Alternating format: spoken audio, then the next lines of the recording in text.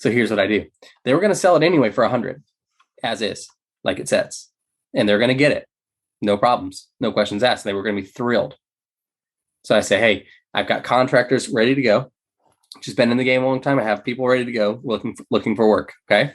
I don't want the total gut job rehabs. I'm looking for grandma clean house, basically, which happens in every day. There's no shortage of them. And I say, I'm going to put in the rehab. Let's call it $20,000.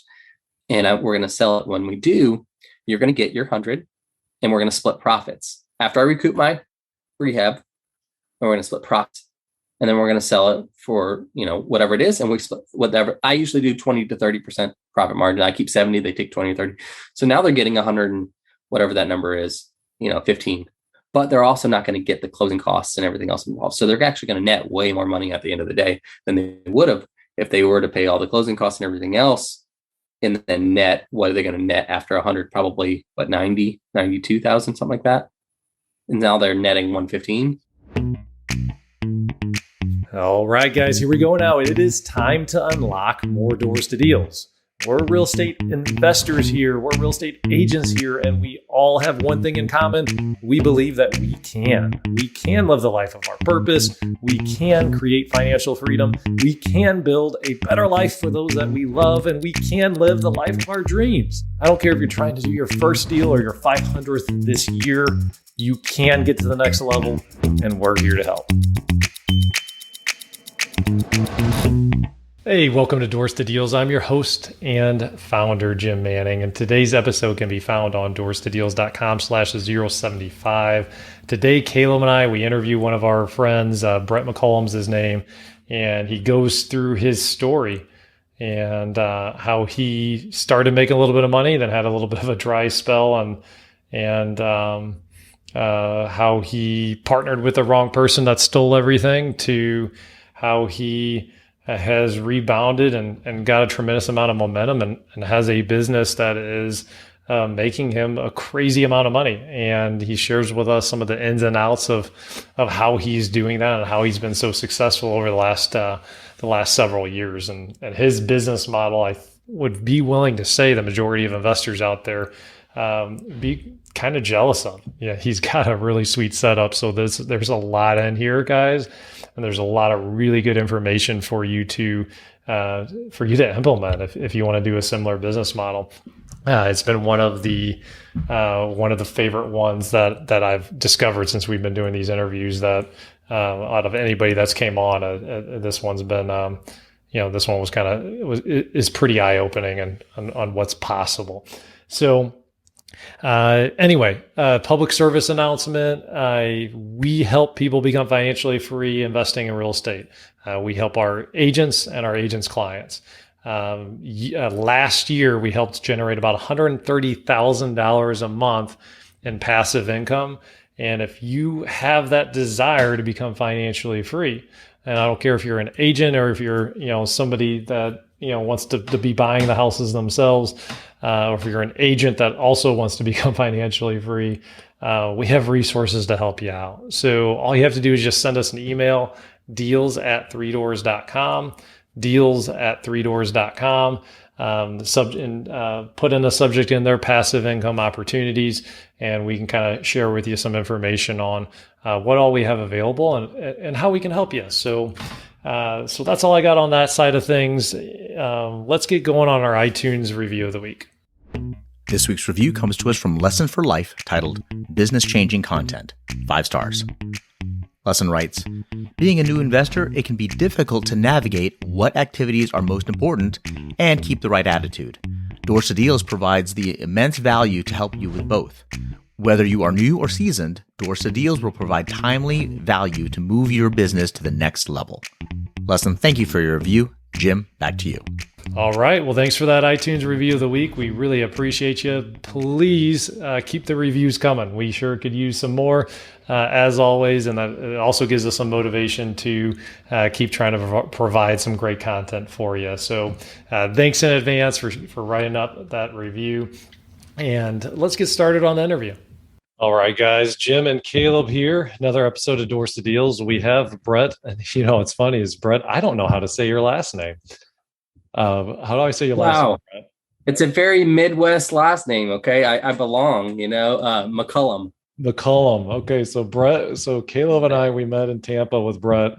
Oh man, we had probably at least 10 beers together. So I feel like we're brothers from another mother type of thing. Like we got along great. He's a great dude, and we're really pumped up to have you on. So anyway, Caleb, what do you got to add I on this? told my wife it was 3 max. Yeah, we Jim, I can't say online I had 10 beers. Come on now. So yeah, Brett's super awesome. We got to know each other in Tampa, and we realized we both had celebrity lookalikes, and we just hit it off from there. And he's one of the funniest investors I've ever met. I wouldn't tell him that to his face, but yeah, Brett. So tell us a little bit about yourself, where you're located, and what do you do? I'm just honored to be here with Josh Jackson, guys. Like, what a cool! I haven't met celebrities a lot in person. That was really cool. So Caleb's Josh Jackson. Brett, who's your celebrity lookalike? I don't like to talk about it. It's at least he gets like Dawson's Creek and stuff. I get like, anyway, Nick Swardson. Nick Swardson. It's not nearly as sexy. It's just anyway, whatever, guys. I just like you. That's fine. All right. So anyway. Tell us a little bit about kind of like your background. Let's get to know you a little bit. Yeah. So, not a natural born entrepreneur. Some people I grew up always wanting to own my own. I did not. I kind of into the real estate space by accident. I believe it was ordained and like it was supposed to be how it went. However, it wasn't on purpose. I was working for a large insurance company, national. Everybody knows who they are. If you fight, da da da da da da. You probably know who they are. Yeah. I didn't say their name. Okay. Anyway, so I was working for them, and they fired me. And there was a lot of political reasons behind it. It was a really unfortunate situation. Doing really well. I had massive growth in the company really fast. Worked there for 5 years.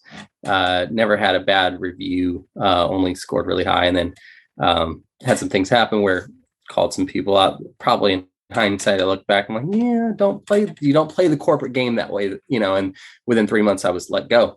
And that was really embarrassing, to be quite honest with you. At the time, it's like, I have a wife and 2 kids at the time. And like, I was scared, to be perfectly honest. And I fell into another job right away, but it was making a little bit less than I was making before. And we were kind of just at the wall, like, what are we going to do? Midnight hour. How are we going to pay our bills? My wife was at home taking care of the kids. It wasn't just easy to just, for her to pick it up and go back to work too. And it was a lot, and my aunt's been flipping houses for, forever, 35, 40 years, something ridiculous. And she's been at me, get into real estate. And I was like, no, it's too hard. The whole thing that everybody tells you, I don't have any money, all this. She's like, I'll help you, this, that, or the other. And I was like, no, I'm good. Well, I just started searching, and I fell into, Facebook likes to retarget, so I got a retargeting webinar from Mr. Sean Terry. Everybody knows Sean Terry. And Sean hit me with a 10-minute webinar that I was like, oh, this is for me. That's me, and I was like, dang it. Looking back now, I'm like, that was really good marketing. You know what I mean? I'm like, dang, I had no idea. I'm just like, this guy's got me. So I watched his 10-minute webinar. It was about wholesaling real estate. And I was like, I can do that. I mean, sometimes you're too dumb to know better. You know what I mean? And I picked up, this is how I got my start in real estate anyway. I kid you not, nobody ever believes me when I tell them the story. I can show you the HUD to prove it. This is how it went. I called a for sale by owner on Zillow. This is early 2017. I called a for sale by owner on Zillow. The house on Zillow said it was Zestimate $205,000. He was listing sale $145,000. And I was like, sounds like a deal. Let me call the guy up. He said, I was working, that other job, I was working 50 hours a week, and I was in multiple different cities traveling around for them. And I happened to be in that town. I was like, hey, I can meet you on Monday at noon. He goes, that sounds perfect. This was like a Friday evening that I called the guy. And so I met him Monday at noon on my lunch break, because like I was just really wanting to like, I wanted to work my job that I was at with respect and honor. I didn't want to like, do my own thing outside. So on my lunch break on my time, I went and met with the guy and I said, I didn't know what I was doing. Right. Like what 130,000, like just, and he's like, okay. And then I was like, crap, how do I write a contract? What do you do next? I didn't know anything. I knew zero. I was like, Sean Terry was a great webinar, but he didn't teach you anything in 10 minutes. Right. It's just like, you can do this thing. And I'm like, great. Well, I did that thing and then I didn't know what to do next. So I called in somebody. I literally just took to Facebook. Somebody's like, I'll come out there and help you out. So the next day. Hold on real quick. Can I pause you real fast? Because I want to point out what you just did. We talk about this a lot to our audience. Guys, he went and just did it. He took action. And then he went to Facebook and found somebody that could help him do it. All the time we talk about this and people are like, I want to know the whole process. We're like, dude, just go take action, go take action, go take action. I love that. Sorry, continue. I didn't want to skip over that because that's super, super awesome. Well, so I'll be honest with you guys, and this is probably not good content for your audience, to be honest with you, to tell you this, but I'm being honest with you guys. Like I kind of lied to the guy. Oh, I can't believe it. I forgot my paperwork at home. Can I meet you tomorrow? Oh no. He was like, yeah, sure, meet me here tomorrow. And I was like, oh my God, I got to find somebody to help me. So I did. I found a guy. To this day, he and I are like really good friends. I owe the world to this guy because he joint ventured with me on my first 4 or 5 deals in a row because I didn't know what I was doing. And he kind of like just held my hand. Right. So I go out there with him. We write up the contract, 130. He helps me by finding the buyer. I didn't know how to find a buyer. What do you do? And he helps me, finds the buyer. We close the deal in 8 days and it was a $10,000 spread. We split 50-50. I made $5,000. One phone call, one appointment, one deal, $5,000. And I was like, oh, I'm going to be rich tomorrow. Right. Like that's what I thought. And I was like, this is amazing. What it did for me though, was give me, and this is the real, it's like, I'm being silly a lot of this, but I was stressed out because I have a wife and kids and I don't know how to provide for them. I'm doing everything I know how to do. And this was $5,000 that was going to give me a little bit of cushion to pay my bills and breathe for a second. But then I went, if I can do it once, I could probably do it twice. So I did it again. Called a for sale by owner, different city, because the office that I worked for, we had 7 offices in 6 cities. So I was a marketing business account manager, like kind of deal with, and I would travel around to all those markets and meet. So I was in this other town, still close to where I live, within an hour. And I said, hey, I see your house for sale. Can I come check it out? They said, sure. 2 phone calls. I've only ever made 2 at this point. So go down there. She said, yeah, let's do it. And I was like, oh my God, I'm so good at this. Like I am the best. Like I'm like, beating my chest. I'm so good. I'm so good at paying people what they want for their property. Oh, real? No, I was just like, it was so much easier too. Like 2017 versus 2022 now, different world. Like business wise, super different. But I go and put it under contract and send it to title. Title comes back and it's like all these title issues, and I was like, I don't know what any of that means. And I had to like cancel it out because I didn't know what I was doing. I still didn't have any idea what I was doing. So I lost that deal. And then it was this lull of like 3 months of like, I don't know how to get another deal. I don't know how to do this. I just got lucky as crap the first time, but it was enough that it hooked me to know like, this is a real business that I can do something extra. And in the meantime, so I did about, I think it was 4 closed transactions, 5th under contract. Then I went and got some real coaching and how to do that. And I'm not going to say any names for sake of, don't want to, anyway. And I got really good coaching, and I did in 6 weeks after that, I did 9 deals in 6 weeks after coaching. I signed up for coaching, and then it was just off the races. Right. So, I mean, I guess that's a good thing you can tell your audience too, is like, I tried to figure it out on my own. I did a handful of deals on my own, but I didn't know what I was doing on my own, right? It was just all like speculative. I hope that I'm doing this right. And then in a short cycle of 6 weeks, like I did double the amount of deals that I had done before, in 5-6 months. So that's kind of how I started, the long-winded version of it. But that's the thing. And like I said, it was birthed out of necessity and need, not out of I just want to own my own business. It was a crap. I cannot pay my bills and take care of my family if I don't do something different. And that's, yeah. But when when your Yeah. back's against the wall and it's you're either going broke, feeding your family, or like going out and doing, sometimes that's what it takes. And that's amazing that Right. you Well, came through that and same overcame. coach of mine, he has a famous phrase that he says, and I love this phrase, and I care. Rock bottom is a very firm foundation.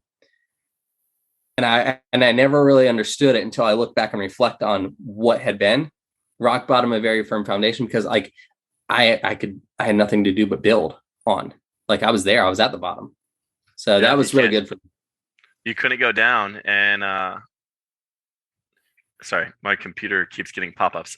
You couldn't go down any further, and you were not afraid to go out and take action, and you took action, and you were successful. So many people, they just get so scared to go take action and ask for help, do a JV deal with others. So that's amazing. I love that's we talk I about love that JV all deals. the time.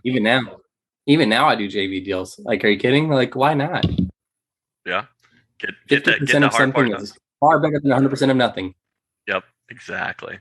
So So yeah, sorry, Jim, go. let's just kind of like fast forward. So this is a couple years ago. Coaching kind of helped you get over the edge, and Yep. then what's happened since then? Like in your real estate journey, like what's your business look like today?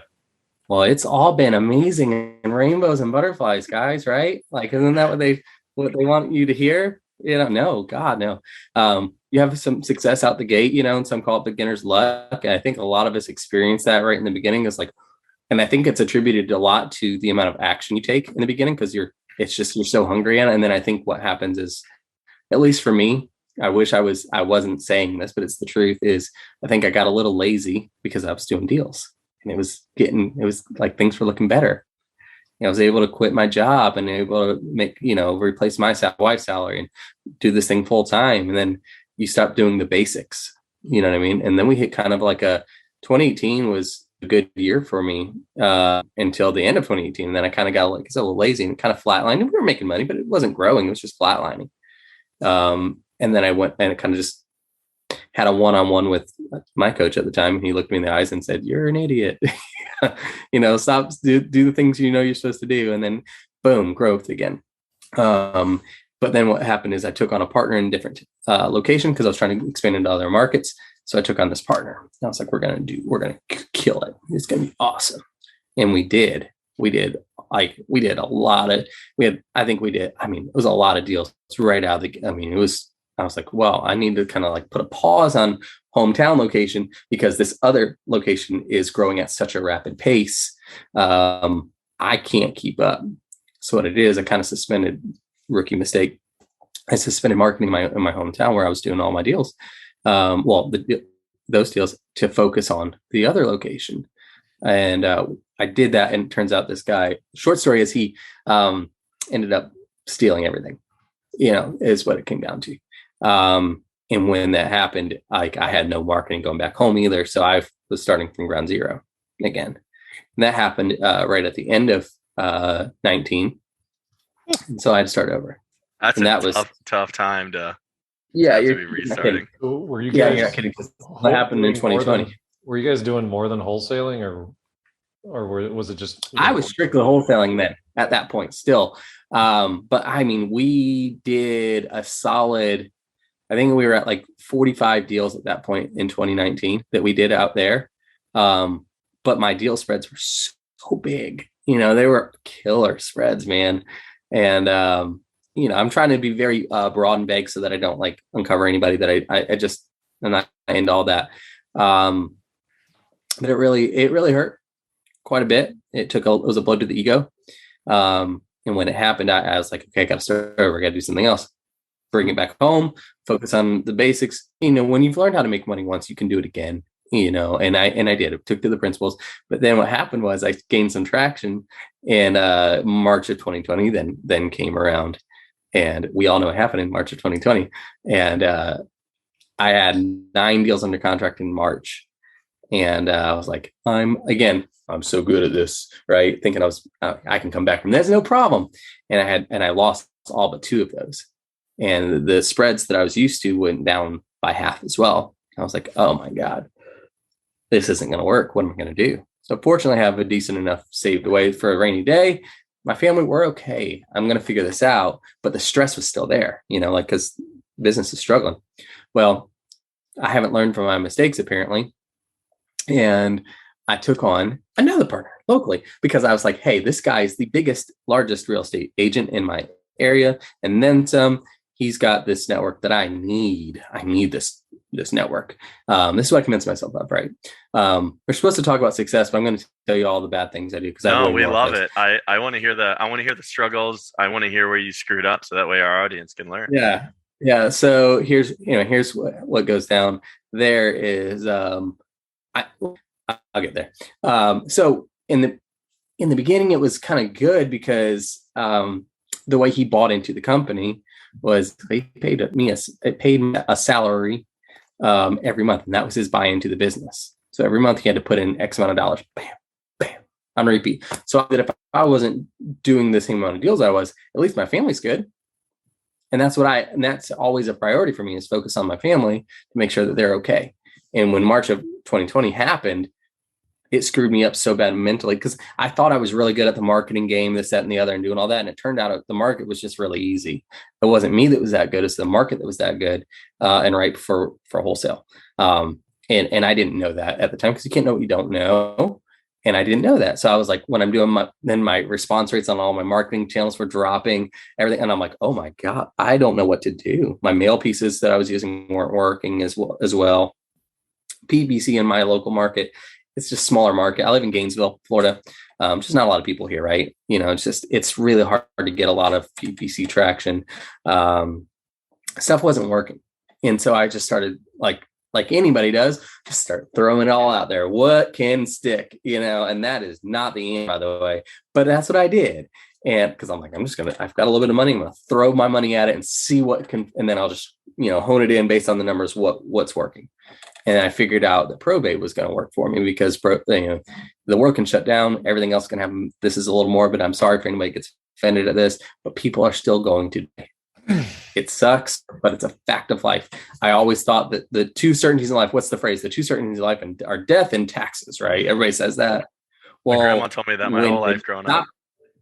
But guess what? When taxes, you can't enforce tax sales anymore either because the world shut down and they weren't enforcing foreclosure. They weren't enforcing, evictions. They weren't enforcing tax sale. They were enforcing nothing. So when you have a motivated seller, you always have to have, was it time and motivation, basically time and some distress. And I focused heavily on the tax side of it, people that were 2-3 years behind, and now they're not selling. So now what do I do? And it kind of fell into probate for me. So I got really, really good at doing probates. So we started doing a bunch of those.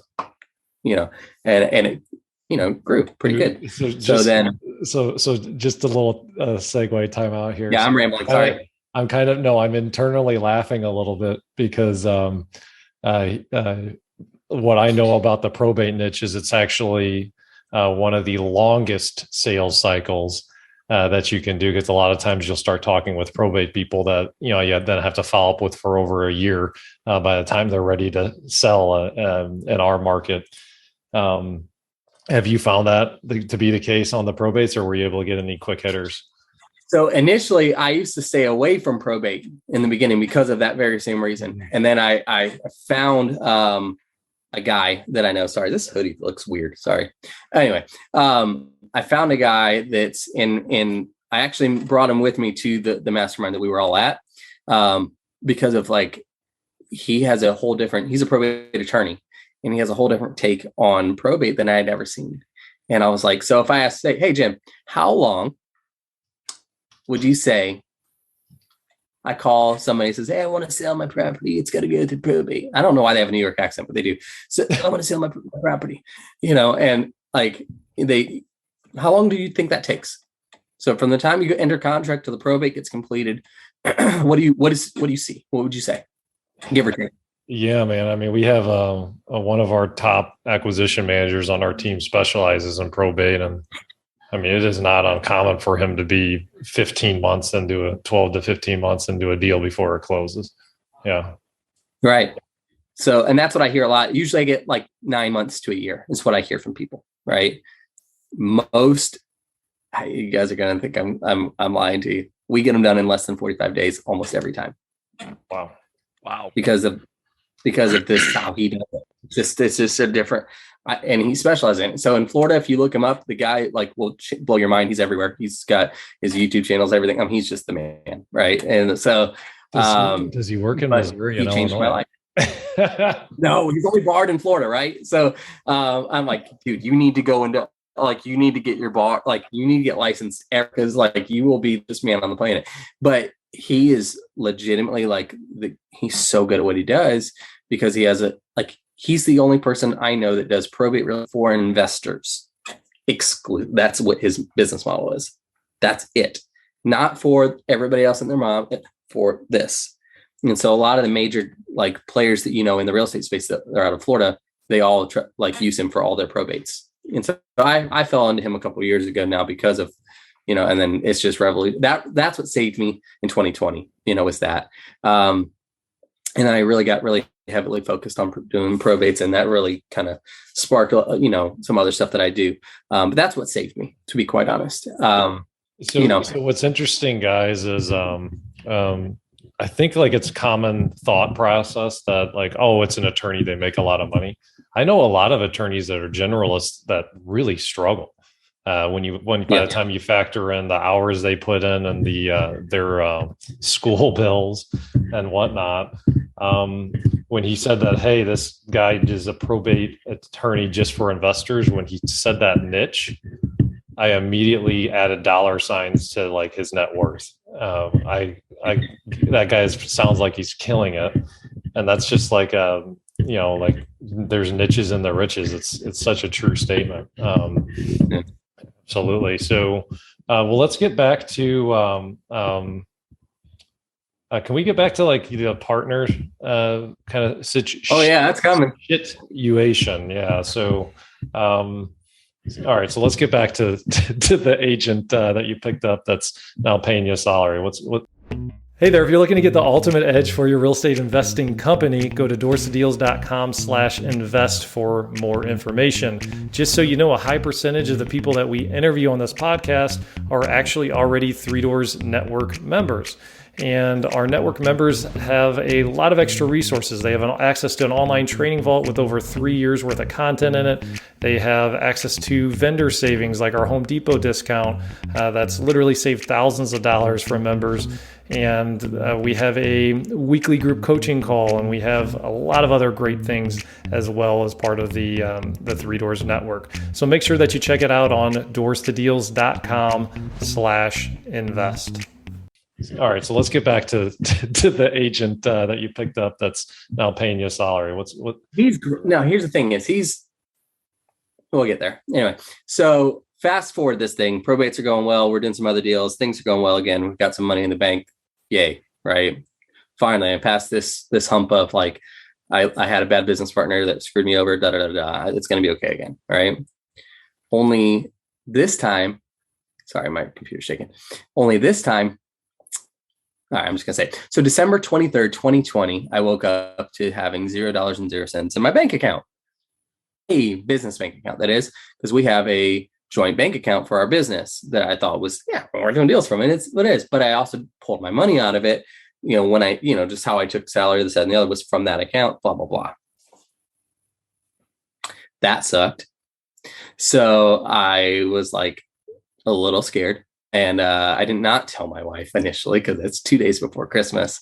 And I am not about to tell her, hey, we've got no money. It's gone. So I'm like, we got to get through Christmas. So I just, after January, I finally was able to get the nerve to go back and meet with him in person because I was so angry. I could have I was so mad. So what happened? He apparently had this life emergency that happened, and there was a lot of money in that account. And it happened. And he's like, I'll put it all back in. I'll make it right. I was like, why didn't you just tell me? Why did you just take it without talking to me? What happened? So anyway, fast forward, he did put it all back eventually. Took him about 6 months, but it was all paid back with some interest, which was good. But when you lose everything, you have to suspend all your marketing again because you have no money in the account to pay for anything. All your momentum just gets stopped. And that's what happened. We invested into a pretty large, I won't say who it is unless you guys want to know, company that handled our marketing for us. I mean, and it was just, we were in month 4 of it, and it was literally just getting sweet, right? Like it was getting really good, but it wasn't cheap. And I had to suspend that too. And I had to suspend, like, everything just got put on hold for about 6 months of 2020 or 2021, excuse me. I was just kind of out of, like, finding when you do enough deals and volume, people know who you are, and people will finally start sending you deals. And it forced me to start doing more wholesale and flips and stuff like that, because I couldn't just rely on wholesaling anymore. And that's what got me into last year was I had to take what I had in front of me. I have good network relationships where I can get the private money I need to do any of the deals I want to do, and so I started doing those, at that point as well. So yeah, another partnership hiccup. And that one hurt, because it's not somebody that, we're talking, this is between myself and my wife's family, like that relationship goes back 20 plus years. It's not somebody you would ever expect to have that to happen with. And so that really, really hurt. The problem is we were tied together to dozens of properties together at this point. So it's not just super simple to just like, let's make an exit from it, because legally there's a lot of moving parts. So I started doing my own separate thing, and that, right? Like, to kind of keep, like, because I've got a lot of money parked into a lot of these of my own money. So I need to make sure that I can keep that without causing legal problems. Was he so still that was was he still paying you a salary at that point, or no, did he have to go no, away? not at all. No, that went away. I stopped all ties outside of the already closed transactions. I stopped all ties at that point. It just wasn't. Everybody has told me and continues to tell me, like, you've got to make a complete exit out of it. I've consulted a number of some counsel that it would be a legal nightmare. And so what I'm basically waiting for, if I'm just telling everybody my whole thing, is to for these properties to come to fruition so I can exit out of them completely. Once the cash is out, then I can make my exit. But if I do that before it happens, it could tie me up so bad legally that I just don't want to deal with all that. So you still have flips you're working on with them right now. Gotcha. I missed it. It broke up. What was that? Oh, you still have flips that you're kind of own with them right now that you're working on? No. So the flips are all closed. That's good news. But we have a handful of rental assets that we've got to figure out, on some land that we bought. And so there's some stuff like that, but it hasn't. Here's the thing is, like, it hasn't slowed me. Once I kind of just made the decision, just do my own thing from there, it hasn't slowed me down at all. I thought it would. And that's what's held me back for a couple of months. I was like, it's going to slow me down. I'm going to start over again, blah, blah, blah. But it hasn't slowed me down. How was it? Because this was the second or third time that you went through like a really, really tough, period that a lot of people would have quit. And I'm sure it had to do with your kids or your family, but what do you think it was that kept you going? Like, how'd you get off the couch? How'd you get out of bed when you were once again like, shoot? I wish I could say it was something more than and this is going to sound how it sounds. It's like ego, to be honest with you. It's a lot of, because I didn't want to have to admit to myself that I screwed up that significantly 2 times. I trusted the wrong person twice in a row. Like, that's a hard pill to swallow, to just look in the mirror and go, you don't make good choices. It's like, that's and that's not a sexy thing to talk about in business, because everyone wants that business person to be like, you're somebody I want to follow. And I'm like, I have a lot of good advice to give, but like, I made a lot of bad choices, guys. You know what I mean? Like, I know the business, like how to do these deals, and I know how to make a lot of money doing it, but I made a lot of choices with partnership stuff. And that really stunk big time, because it's jaded me in a lot of ways. You know what I mean? Like, and here's the thing is, like, I still believe in partnerships, but now I'm just so scared to take the plunge on it that it's like, yeah, you have some massive baggage, man. Yeah, that's and partnerships can be so amazing or so awful. And we talk about them a lot here, because one thing that a lot of people want to do is they want to get a partner immediately. And even you didn't even do it that way. You waited, but it just happened to be the wrong person. What would you say for some people out there who might be thinking about getting in partnerships? What's a good, now that you've probably learned, what's a really good tactic when you're looking at someone to partner with? Really, really, really, really good paperwork. Like really good paperwork.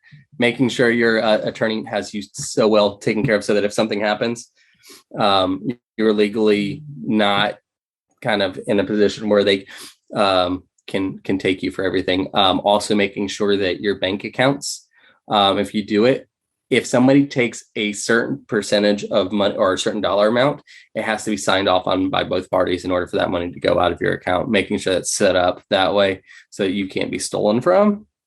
Now that I've got, here's the thing is, after all that happened, it's been paid back, but you better darn well believe that no money goes out of that account until I authorize it. Yeah, absolutely. So what's the amount that you have? Any on that account, it's anything, $1.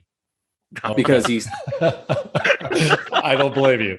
Like what would you what would you do, like if you're starting fresh with a partner? What would anything north of like $1,000? Okay. Because I mean, really, if somebody's taking more than $1,000 from something, it's for a larger purchase.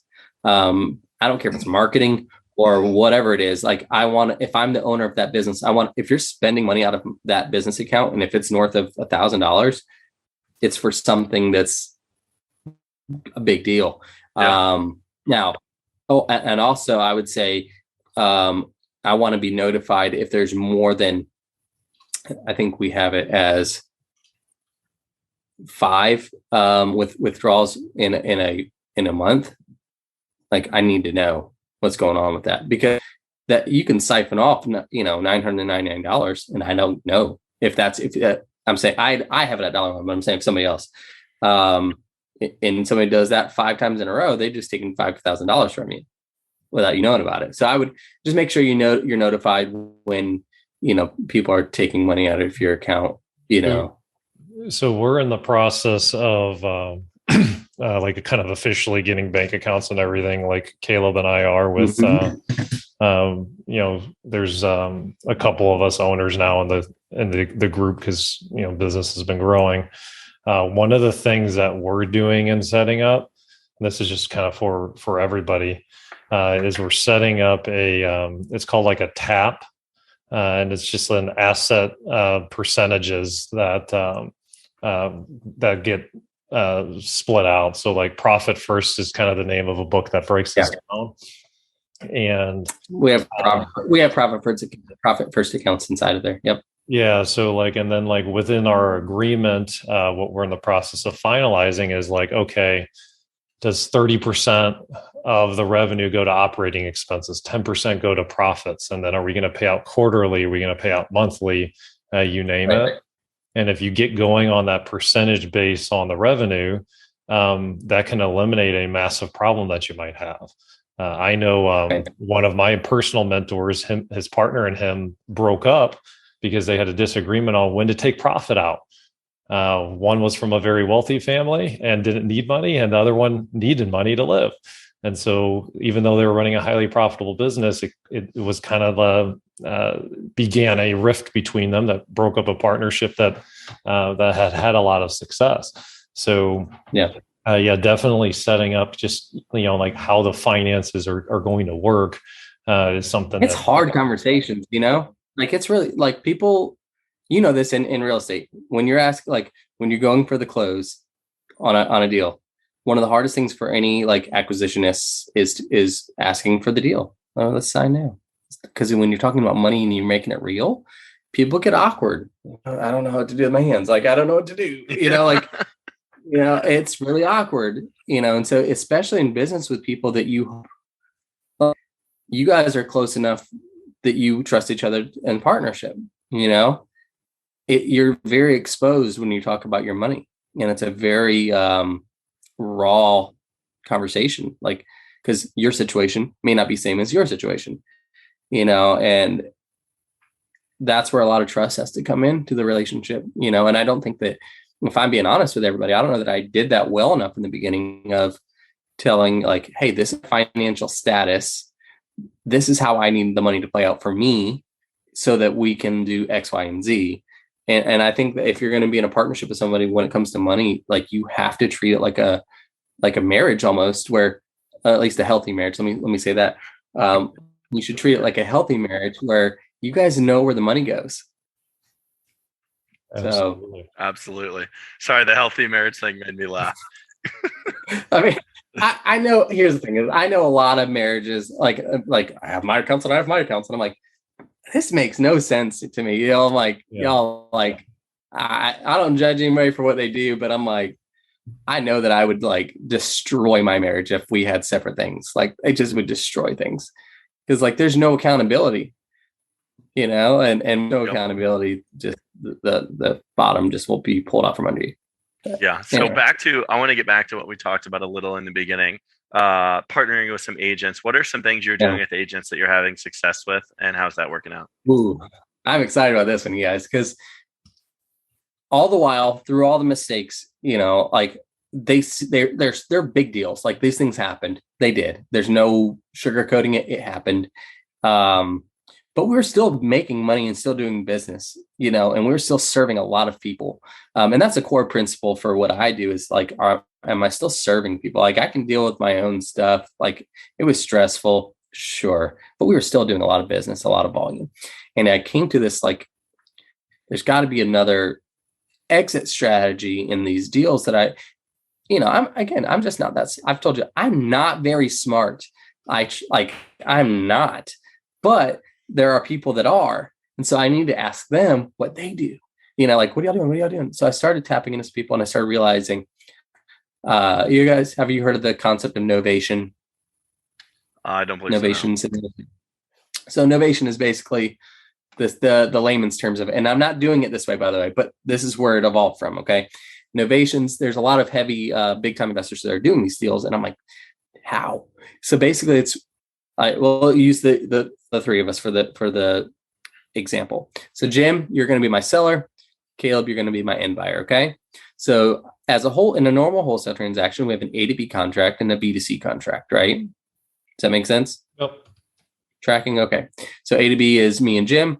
I then, for 50,000, I go to Caleb. Hey, 60 grand. Sounds good. Make the money in the middle, right? Whether you assign it, double close it, whatever's, that's a traditional wholesale deal, right?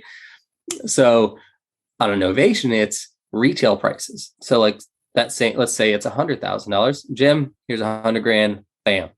Caleb, I'm going to mark it up. Let's say 115, because maybe it's a little lower than 120. And you're basically just replacing, and it's a traditional, like, as is real estate contract that you would do, like, you know, you guys are realtors as well. You know, the 12-page, whatever that you have to sign, all the disclosures and all the, not a wholesale contract, right? The ones that are just like a mile long that, you know, those. And then inside of that contract, there's language that you can novate or replace, and you can just put a new buyer in there. It's basically, it's a wholesale transaction for retail, and you just put a new buyer in there. So I'm the buyer for it on the front end, and I just find another buyer for it on the retail side, and you just close it the same way, and you make the money in the middle. So the same way. Seller has to do all the selling closing costs, the buyer has the same closing costs. It's all the same. I think is it like is there a difference with an assignment of contract, or is it? Have you heard of assignment? You can't traditionally assign like norm, like it's basically an assignment at the end of the day. Yeah. It's just it's the legalese of it is through novation. Okay. And so then you're, there might be some legalese there that we don't deal with, because where we're at, we just assign it is how we do that. So then, how are you doing these novations? So what I did is I kind of thought to myself, this is probably really good for your guys' market, right? Like, how many houses do you guys see all the time that is, we call them like grandma clean, right? Like, it's nice, but it's just outdated. There's nothing wrong with it. You can sell it just like it sits.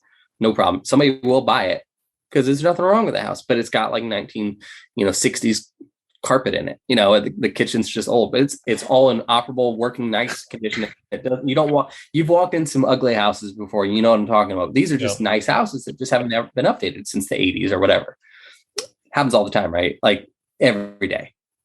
Yep. So what I go and I look at this and I go, man, Jim, if you like, you're gonna be my seller, Jim, like if you put in, 15, 20 grand in this, instead of selling it for 100, we could probably sell it for 160, 170.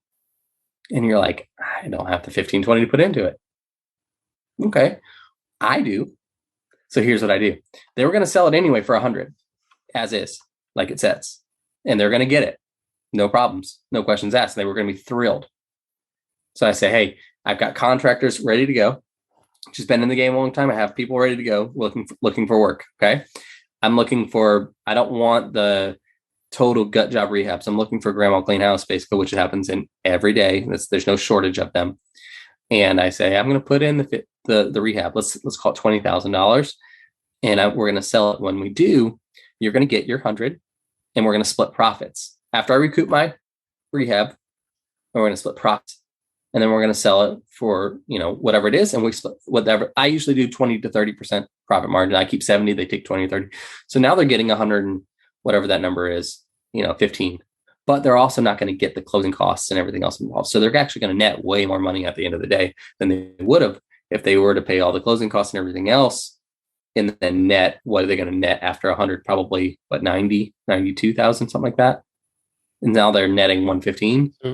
So they're netting more because then you're finding the end buyer too, or like. So I go in there and I rehab it, quote unquote. It's basically update the countertops, update the, paint it, put some new flooring down, make it look pretty and like an updated, maybe new kitchen, maybe a new bathroom, something like that. I don't know. We're not spending more than 15, 20 grand on these rehabs. Pretty quick. And then usually it's 2, maybe 3 weeks max. Okay. And we then sell it for 160, 170. And then you do the math at that. When you break it all down, I'll probably make 20 or 30 on it. The seller makes an additional.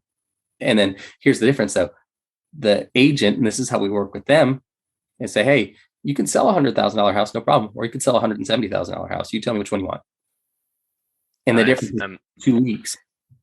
And you're saving the money on the interest of the purchase, which is going to be $5,000, $6,000, $7,000. Okay. And I don't have to come out of pocket 100 grand at all. I just have to come out of pocket for the rehab. No, so I'm following you. So the agent is your lead gen. You offer this, and there's no shortage of these deals out there. So now it's just every agent I know, and then some. I don't have to steal business from them. They get to be the rock star at the end of the day. They get to sell $170,000 house and give their client an extra X amount of dollars, and because and I make them the hero, not me. They are the hero of the whole thing. The agent is, and so that's kind of the model that I've been doing the last 6 months. Holy moly, I've never been more excited about business than I am today. Like I've done a lot of deals over the last 5 years. These are the best deals I've ever done. And they're fun. They're super cool. And so when you enter into the contract of that buyer, are you getting put on the deed with them, or what's the paperwork look like on that? So yeah. So good questions. Jumping in my fears, right? Like how do you protect yourself? So first thing I do is I file, I don't know what you guys call it in Missouri. It's a notice of like a memorandum of sale, notice of interest, right? We do that on the front end. So if I do all the rehab and they could try to sell it from underneath of me, good luck. Can't do it, right? That's thing one I do. Thing two, I put a mechanic lien basically on the property as well. That puts me like, if you don't pay me back, I can file a lien against it too. And then I do just for fun. I don't know why I do it, to be honest with you, because my attorneys told me to, I guess.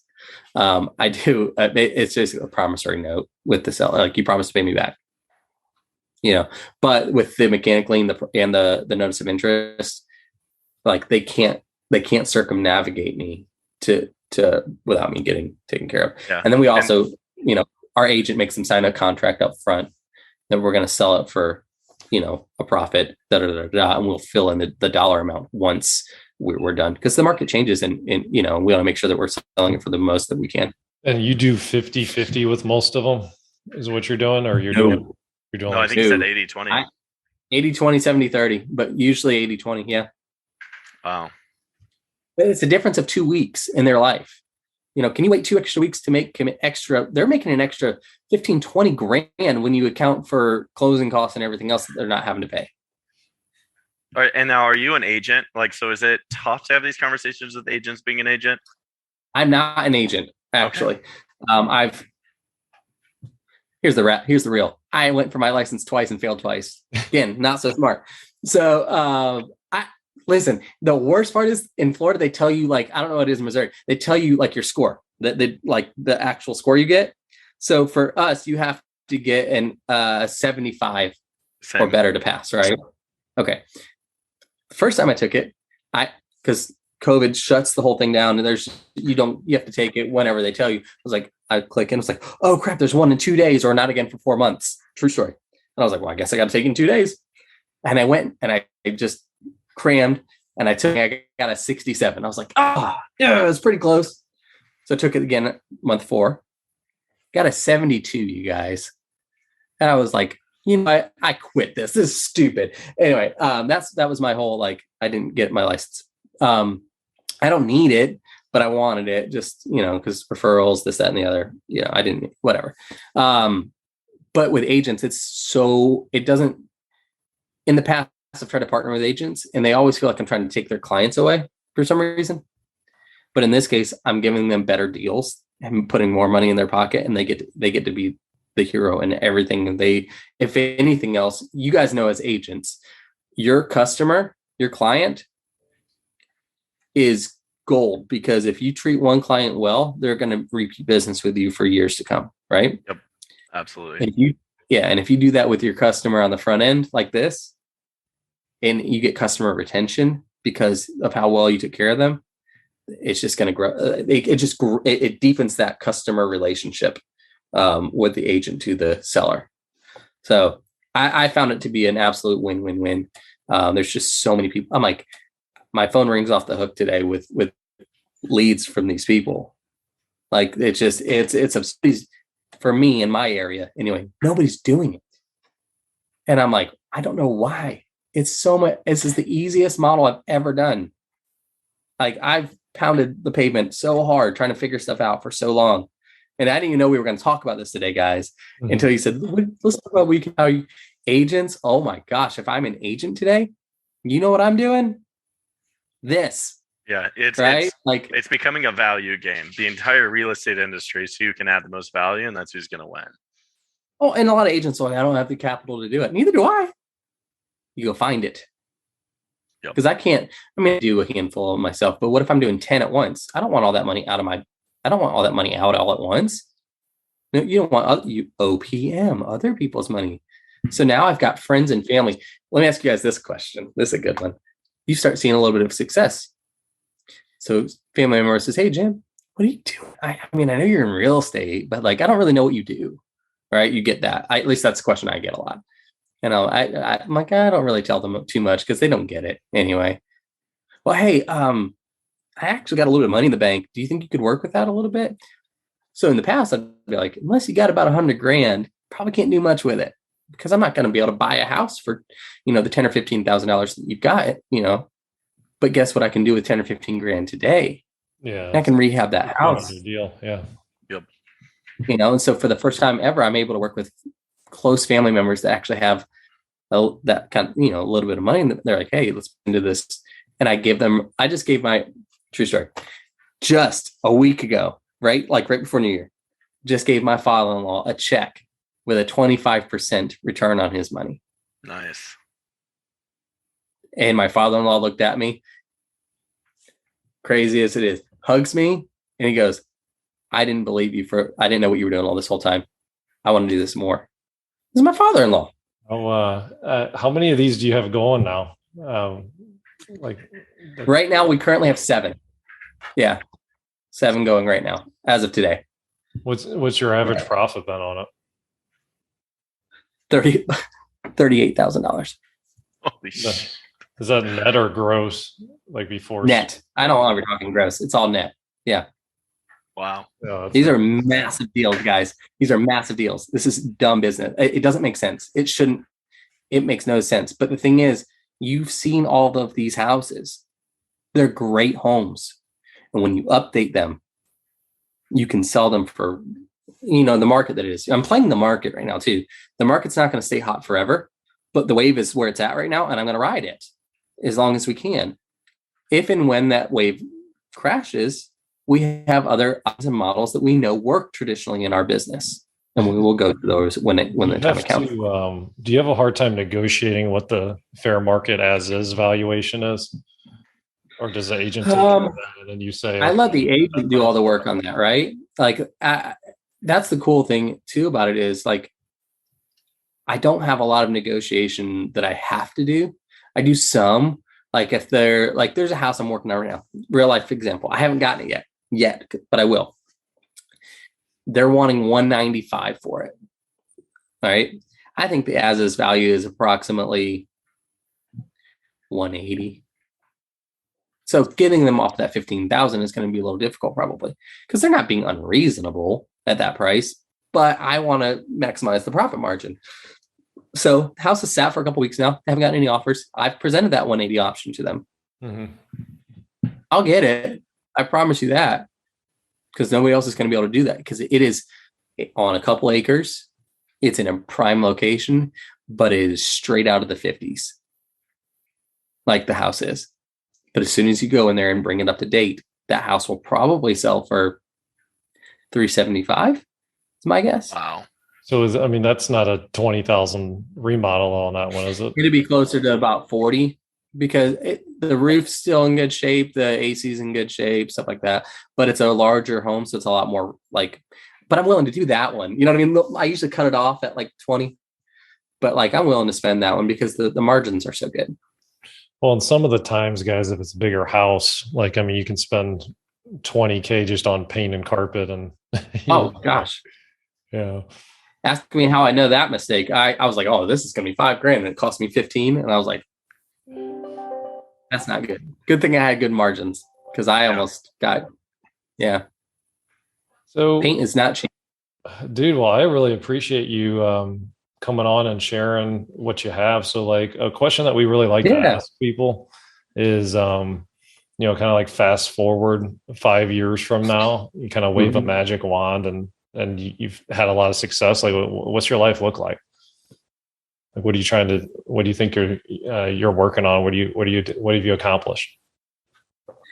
So a lot of the quote unquote failures that you make, I think you need them, to kind of keep you humble, keep you, because I think if you grow too fast too soon, I like the phrase I use is grow deeper, not wider, and it's caused me to grow a lot of deeper roots, the whole purpose of my business that I start once I actually decided to turn this into a business, not just a way to supplement my income. This is probably a little more than you asked for, but I'm going to tell you anyway, because you asked.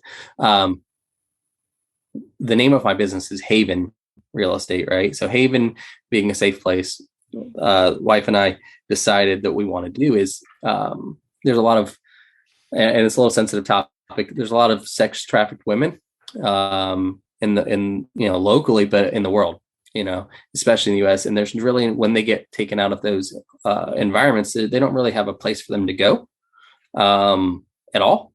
There's like halfway houses here and there, but no like true rehab place, not rehab for like drug wise, but like ways to get back on your feet. There's one locally, it's a couple hours away from me, but nowhere else. There's only one house that does anything remotely like what I'm thinking about here. But basically we want to provide quote unquote havens, hence the name of my business, where we will partner with hospitals, electric companies, food banks, this, that, and the other, and literally provide everything for them, a nice home, everything, and take, the time you need to reacclimate to society, partner them with different, occupational, people that can help them to, just rehabilitate back into real life after that. And we found that there's nobody that has anything out there like that. So the mission I don't think it'll ever be completed, because I don't know that in my lifetime I'll ever see it enough of these houses built, because there's so many thousands and thousands and thousands and thousands of these people out there. But it's to build these havens across the states, for that to happen. And so that's the big end, like that's the future, And that's what drives me, is to, I mean, it's a legacy that I can leave behind to my kids' kids, and so on and so forth. And that's what motivates me. So that's the future. It's, making money's great. It's all, anybody says that money doesn't buy, there's a little bit of lie in there. Like, I like riding jet skis, and that's not free, so, but it's not, but at the end of the day, it's like, that's not what really is. That's not fulfilled. That's like eating. So we enjoy like providing actual real life, things that are going to provide meaningful change to the world, and that's the future. So that's amazing, man. Yeah, that's fantastic. That's one of the things I've found is, like the more financially set up you get, the importance of having something to kind of like pull you, instead of like that fear of hey, we need to eat, like right. When you get everything set up, and it's like your why kind of shifts to, okay, well, how can I, like what legacy, like what, what can I do for the world? So that's amazing that you have that. So last question for you, man. Like, if you had one piece of advice that you could give yourself way back when you were starting, what would be the most important piece of advice that you could have given yourself? Don't take those business partners. No. That's terrible. I mean, it was all well intended, right? It's a good question, because I don't want to say the surface level answer. Here's the thing. If I would have, adversity is a really hard thing, I would say, Jim, if I remember right, you're a baseball background, right? Yep. Oh yeah. So yeah, you have to have a mind, right? In baseball, right? Like, you get out one at bat, you got to be able to come up to the next one. You have a short mind. It's the same. I would say the same thing. You have to have a very short mind, because mistakes are going to happen, and it's how quickly you respond to the failure that really helps. Because I wish I could say like I responded quickly to, but when those bad things happened, I was pretty rough for a week or two, mentally. I wish I could say I was fine the next day. I wasn't, but telling myself like, hey, mistakes and failures will happen. It's inevitable. It's life. You got to have a short mind. You can't come up to the next at bat with that last at bat in your head, because you're going to strike out the next time too. Then, like that's just the reality, and same in business. So we've interviewed a lot of people, and if I can just make a general comment on this, the people that have been through the most and the most challenging adversities, I can't remember one that has never said, "Oh, I wish I could have avoided that adversity." Because I mean, it's almost like pressure makes diamonds, right? It's almost like that pressure molds and sculpts you into like the person that you are today. And then it kind of helps you develop a skill set to do amazing things. So, and it's funny because and then that's like one of the biggest sticking points or holding, like stucks that people have when they're just starting out. Well, I don't want to make a mistake. I don't want to fail. What would happen if insert whatever? And I mean, man, having two partnerships go kind of haywire on you the way it did, and be where you're at today and have seven flips going the way they're going and doing all this. I mean, dude, congratulations. That's amazing. Thank you. Yeah, I wish I could have a 6-year story for you guys, but that's a great one. It's real, man. All right, guys. So that's a wrap on today's episode, and all the other resources that we have available can be found on our website, doorstodeals.com/075. Thanks for tuning in today, guys. I hope you enjoyed it and got as much out of it as I know I personally did. So just a reminder, if you're wanting to become financially free investing in real estate, we have an amazing resource for you. We're currently helping people generate about $130,000 a month in passive income. And if you want to be one of those individuals, it doesn't matter if you're an agent or you're an agent that's looking for even some of your clients, we have some opportunities available for you. So just send us over an email, deals@3doors.com, deals@3doors.com. So that's a wrap for today, guys. Go out, live your purpose, and above all else, go after your dreams. Till next time. Thanks for tuning into this show. For more episodes and resources that will unlock doors to deals, check out our website, doorstodeals.com.